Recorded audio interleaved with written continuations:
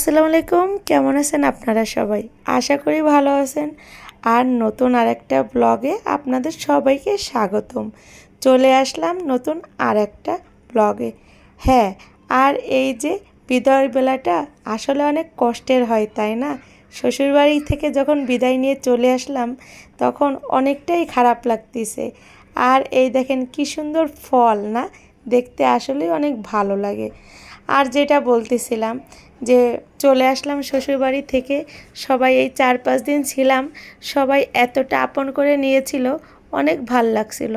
আর যখন চলে আসি বিশ্বাস করেন এতটা খারাপ লাগতেছিল বলে বোঝাইতে পারবো না। আর এই যে বোনের বাড়ি চলে আসলাম, বোন গেট খুলে দিল আর আমাদের অটোটা এখন আর কি ভিতরে রাখবো, গাড়ি তো আমাদের দেরি আছে, একটু সকাল সকালই চলে আসলাম কারণ বোন তো বারবার ফোন করছিল যে অবশ্যই যেন তার সাথে দেখা করে যাই। তো কি করার, একটু সকাল সকালই চলে আসলাম যে বোনের সাথে একটু গল্প করেই চলে যাব আবার, এজন্য অটোটা ওখানেই থাকলো।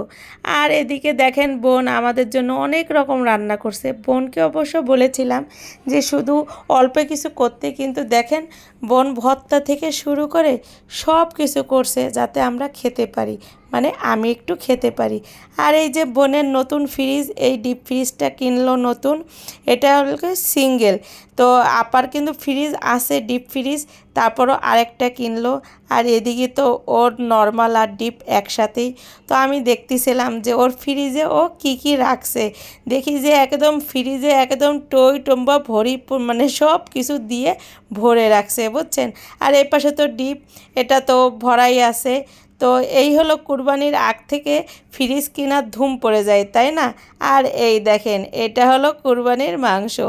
এই যে কুরবানির সময় যেখানেই যাবেন না কেন সেখানেই এক পাতিল মাংস থাকবেই থাকবে।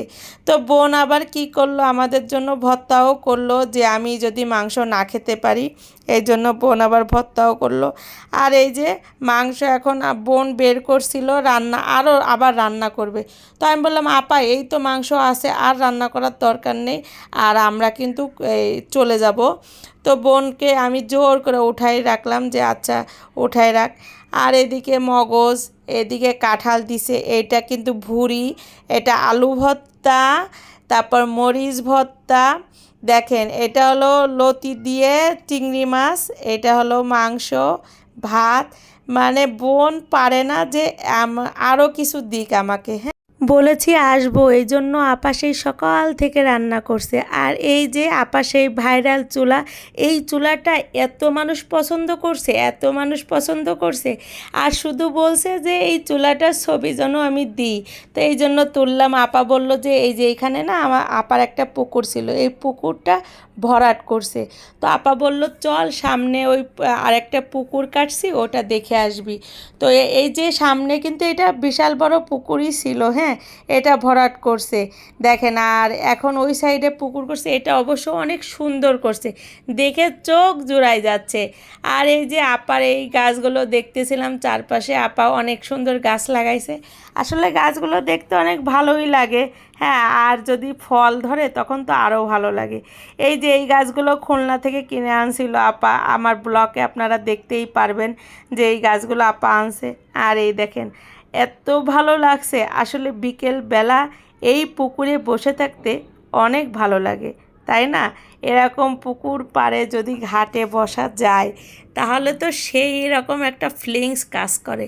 আসলে পুকুরটা অনেক সুন্দরই লাগলো। হ্যাঁ, এখানে আপা আবার মানে করবে, কাপড় চোপড় চেঞ্জ করার জন্য একটা রুমের মতো করবে।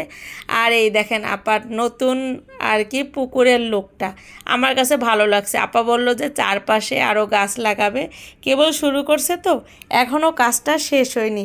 তার ভিতর থেকে আমি আবার একটু ভিডিওটাও করে নিলাম। আর এই যে এটা হলো গোলাপ ফুল গাছ লাগাইছে, চারপাশে আরও অনেক গাছ লাগাবে। তো ভালো